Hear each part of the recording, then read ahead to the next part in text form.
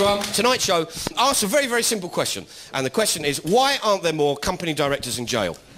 If you look at the very simple fact, since sort of like the Bradford Football Club fire, since Marchioness, Southall, Paddington, Piper Alpha, all of those preventable accidents where hundreds of people have died, not one company director has been sent to jail for any of those.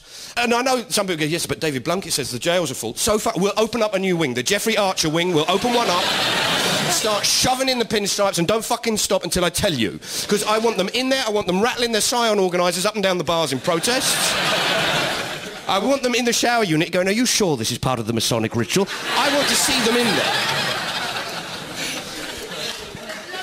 And the reason we haven't got more of them in there is one simple reason. The law is completely inadequate.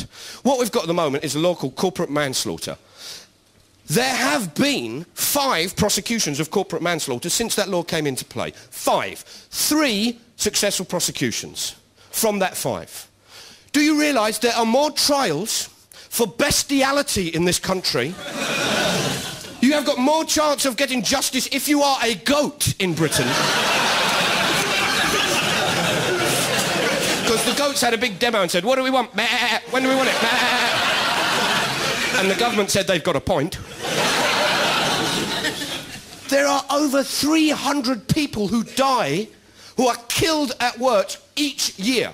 300 people killed at work each year, and we haven't got a proper law to deal with that.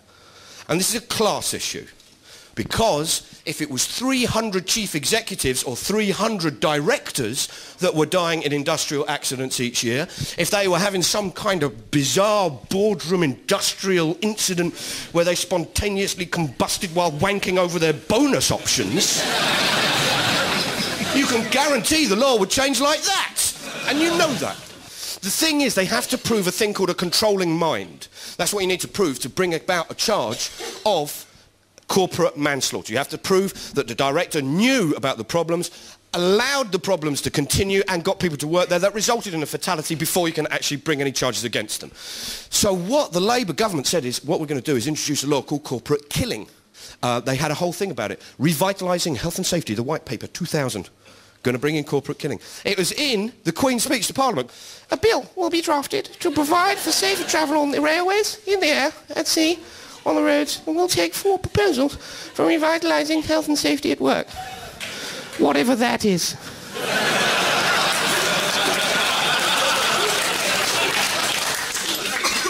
They even had it in the election. Their last election manifesto, a pledge, year 2001, they were going to bring in corporate killing. They had Jack Straw back in it, they had Stephen Byers back in it, they had David Blunkett back in it, they had John Prescott back in it, which explains why it has got nowhere. Because as soon as John Prescott goes, that's a good idea, he's like, oh, fucking hell, that's dead then, isn't it? You know.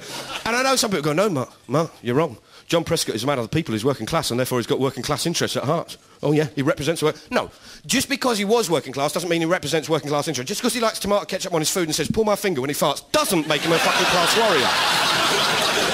Go on, pull it. It's like Che Guevara. It doesn't work like that.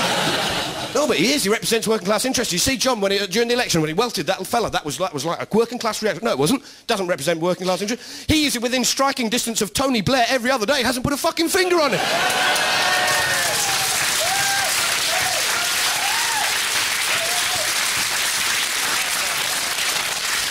John, if you're watching, you're a traitor. So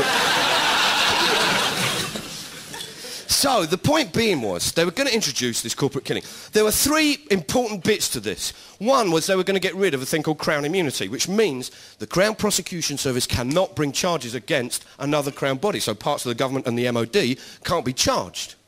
It's like get out of jail free.